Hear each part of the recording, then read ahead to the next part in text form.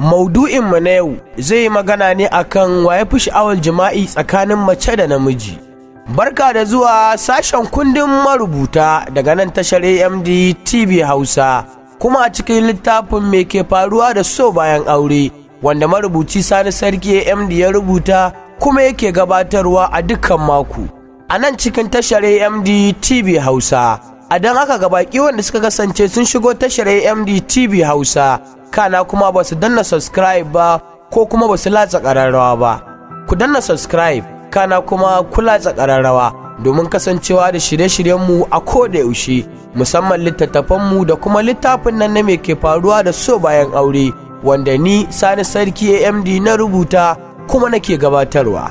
Shin me yasa masana ilimin kimiyya suka gaza gano yadda tsarin sha'awa da jima'in 'ya'ya mata yake?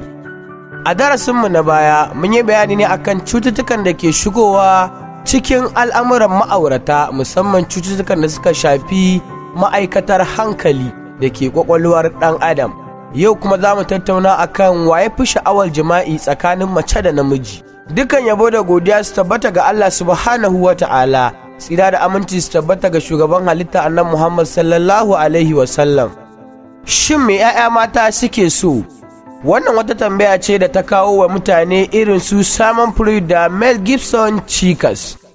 Wannan batu da ya kasance abin muhawara a littattafai da muƙaloli da ma rubuce-rubuce a kafafen sada zumunta, kuma babu shakka wannan al'amari na sa maza da mata tunanin yaya haƙiƙanin abin yake.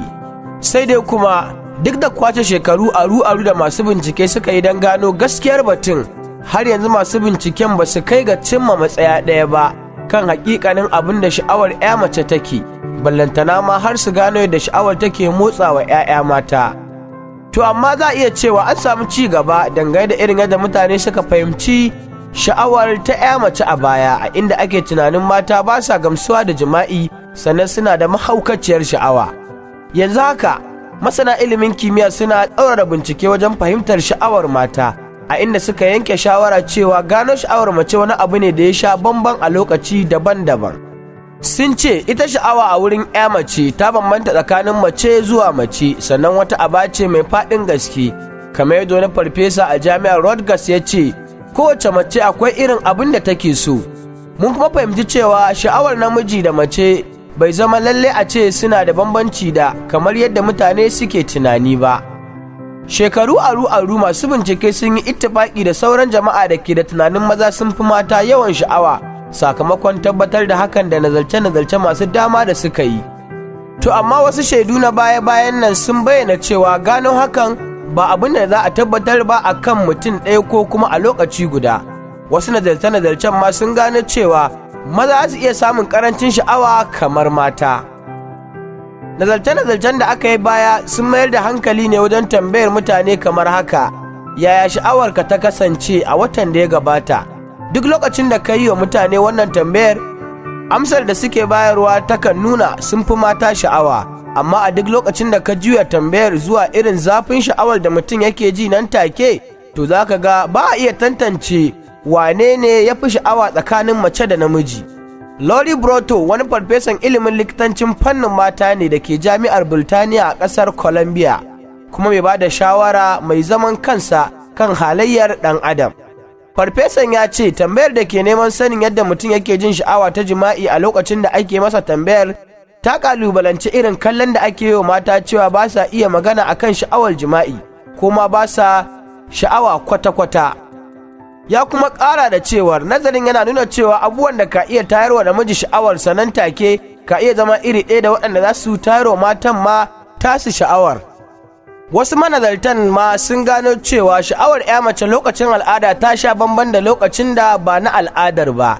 Sha'awar jima'i na tsananta ga mata a lokacin ƙyanƙyasar ƙwayayen maniyyi, tamkar irin sha'awar da maza suke ji, inji Lisa Diamond, farfesa ilimin nazarin halayyar ɗan adam da jinsi a jami'ar Utah.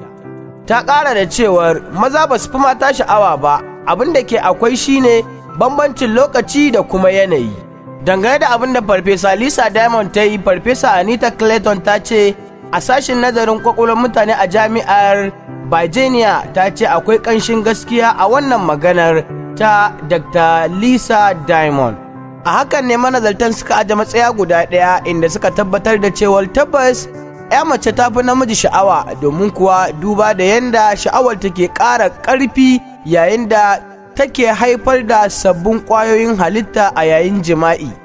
Wato bi ma'ana bayan gabatar da 'yan wasanni a lokacin da azzakarin ɗa namiji ya shiga cikin farjin ya mace, a wannan lokacin da suka fara saduwa, shigar da yake yana fita a lokacin da ƙwayoyin halitta suke haifar kansu zuwa fitowa ta cikin maniyi. A wannan lokacin ƙarfin sha'awar ya mace yake ƙara ƙaimi, ta yanda a hakan ne ake cewar ba kowane namiji ne yake kai mace ƙololuwar gamsuwa ba, saboda a lokacin da kake saduwa da ita azzakarinka yake shiga cikin farjinta, a wannan lokacin sha'awarta take ƙara ƙaimi da kuma ƙarfi. Hakan yasa aka tabbatar da cewar a nazari da suka yi, 'ya'ya mata sun fi maza sha'awa da kuma ƙarfin sha'awa da kuma son jimawa a yayin saduwar jima'i, wato kwanciyar aure. Mata mutanenmu, idan a shekarar farko ne da aurenku kace za ka ƙara aure, a ce kamar ba auren soyayya kuka yi ba. Idan bayan shekara 2 ne da aurenku kace za ka ƙaro aure, a ce daga haihuwa ɗaya shine har ya fara tunanin auro wata. Idan an shekara 3 a ce o yarinya da ƙuruciyarta kaji za a sa ta a ƙangin kishi. Idan a shekara 4 da aure kaji an ce daga fara tara iyali mutum ya ɗan fara samun buɗi, sai kaji yana zancen ƙara aure saboda jaraba. Bayan shekara 5 kaji an ce yaran su 3 fa duka ina tsufan da matar ta har da za a ce zai ƙara aure, kai mazan nan sai a hankali. Bayan shekara 6 da aure a ce kaji namiji daga fara samun kuɗinsa sosai, maimakon a kyautata mata gida ta ji daɗi shine zai wani ƙaro aure, kaji sai ka ce dama baya kyautata mata. Bayan shekara 7 kaji an ce yanzu a wannan ɗan ƙaramin gidan zai aje mata 2 ga yara, a'a ai raba su zai yi kowace da gidanta. La kai aiko yarinya za ta kwashi baƙin ciki, kun ga komai ya kwaso sai ya kai can, ita wannan an barta da tarin 'ya'ya saboda mugunta. Bayan an ba shekara 10 baya da aure, tafiya ta fara nisa kaji an ce tun ba shi da komi suke tare, yanzu shine ya kuɗi kaji ya auro wata a ci da ita a sama. Bayan shekara 20 da aure in ya ce zai ƙaro, a ce mai budurwar zuciya, da can bai ƙara aure ba tun da ƙuruce yarinya, sai yanzu zai haɗa ta da kishi da ƙaramar yarinya 'yar cikinta. Kai maza akwai mugunta, Allah sarki. Wannan ba su ne matan, shi yasa duk abinka sai dai kai haƙuri domin iya musu sai dai Allah. Kana zancen ƙarin aure za a fara maka hayaniya da gori, ana me na rasa, me na rage ka da shi, kin san abin da kika rage sa da shi shine samun lada. Da in ladanci da ke ake bashi, yanzu ladanci da ku biyu zai ke samu. Fatan za ku ke sakar mana mara mu yi fitsari. Allah ƙara wa rayuwar auren mu albarka, amin summa amin. Tsokaci dangane da maganar sha'awa da kuma yadda ake tsokano sha'awa yayin jima'i. Wasu lokutan akwai laifin matan cikin gidan, musamman ma akwai rashin gyara da kuma rashin sanin me miji yake so da kuma menene yake tayarwa da miji sha'awa, musamman ga matanmu na gargajiya, wato matan da babu ruwansu da su kwantarwa da miji hankali ko su faranta mishi rai ko kuma su neme shi.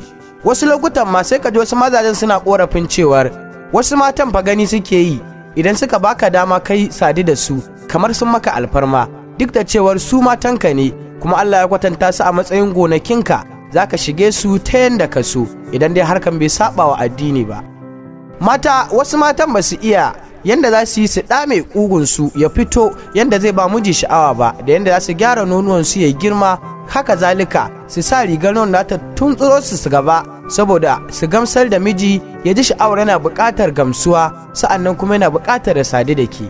Idan har kin san yanda za ki jawo sha'awar shi, ki kwantar mishi da hankali, ki kawo shi zuwa gadonki, to ki san yanda za ki gamsar da shi a yayin kwanciyar bacci.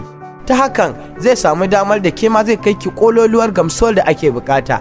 Duk da dai abu ne mai wuya a ce mace ta samu kololuwar gamsuwa a yayin saduwa, saboda kowace akwai karfin sha'awarta, kuma kamar yadda muka yi bayani a baya cewar ba kowace mace ce take samun kololuwar gamsuwa a kwanciyar aure ba, saboda kamar yadda farfesa Lisa ta yi maganar cewar a lokacin da ake saduwa da 'ya mace, a wannan lokacin da take haifar da ƙwayoyin halitta, a wannan lokacin sha'awarta take ƙara ƙaimi, take ƙara ƙamari. Hakan yasa dole ne sai an kula wajen neman magungunan da za su sa a samu damar samun ƙarfi a koda duk wata matsala da za ta sa ka zamo rago a yayin jima'i ko kuma kwanciyar ku da kai da mai ɗakinka. saboda mata suna buƙatar ka kai su ƙololuwar gamsuwa, hakan yana ƙara danƙon soyayya a tsakaninku, kuma hakan zai sa ku daina waccan magana ta cewar ba sa neman ko kuma idan suka bari ka sadu da su kamar sun maka alfarma ne. Dalili shine akwai matan da suke da matsananciyar sha'awa wadda a koda yaushe idan ka zo ta bude maka kana saduwa da ita ba lalle ka kai ta kololuwar gamsuwa ba. A wannan lokacin mai tsoron Allah ce kadai take iya kare kanta, domin kuwa a lokacin da kai ka zo kai ɗaya biyu ka tashi, a wannan lokacin sabuwar sha'awa ta barko mata, to ba kowace ce take iya tsare kanta ba. A dan haka ne kaga cewar ba ma sa bari a fara ballantana a samu matsala. Wasu kuma matan har ga Allah akwai muskilanci, wasu kuma halitta su ce a haka, amma kuma ya kamata dai a san me za a yi domin a gamsar da juna, saboda ya kamata dai a kula da haƙƙin aure. Ta hakan ne zaka ga cewar an ce wance ta mallake mijinta, ko kuma wance da wane suna zaman su cikin kwanciyar hankali. To haƙiƙa sun san yadda za su yi su gamsar da junansu, haka zalika ta san hanyar take bi domin tayar mishi da sha'awa, wanda kuma wannan shine kira da take mishi zuwa ya sadu da ita. Wato zaka ga wasu matan saboda su burge mazajensu akwai wata doguwar riga da za su sa su dame kugunsu ya fito ya dinga yin rawa, hakan yana tayar da hankalin miji. Haka zalika kuma za su ɗago nonuwansu su taso da shi su dinga jujjuya shi saboda su gamsar da kai, haka zalika shi ma wannan kira ne zuwa ga saduwa. Kuma idan ka zo za su yi maka duk abin da za su yi domin ka samu ka gamsar da su, su ma kuma su samu su gamsar da kai. To ta haka ne za ga an samu soyayya da shakuwa tsakanin miji da mata, an ɗauki tsawon shekaru ba a samu wata matsala ba. Domin kuwa wasu mazan suna buƙatar su ga ugun mace ya yi girma, haka zalika ta san yadda take sarrafa shi ta kula da shi kuma ta ɗame shi yadda zai tayar musu da sha'awa. Haka kuma matan da ke kula da nonon su zaka ga cewar ba a cika yi musu kishiya ba, saboda shi ma nono yana ɗaya daga cikin abin da yake matuƙar tayar da sha'awar ɗa namiji. Da ugu da nono sun fi komai tayar da sha'awar ɗa namiji, ko da kuwa ba a jikin matar shi ba. Idan mace ta zama ba ta kulawa da su, zai kasance na sha'awar wasu matan a waje. Allah Ubangiji ya ƙara wa rayuwar auren mu albarka. Nan shine ƙarshen shirinmu na magana dangane da sha'awa tsakanin mace da namiji a cikin littafin me ke faruwa da so bayan aure, wanda ni Sani Sarki MD na rubuta kuma nake gabatar muku. Ina mana fatan alkhairi kuma ina mana fatan Allah ya sada mu da ku a shiri na gaba a cikin littafin me ke faruwa da so bayan aure daga nan tashar MD TV Hausa. Domin kasancewa da shirin a koda yaushe ku danna subscribe kana kuma ku latsa ƙararrawa. AMD TV Hausa ta ku ci.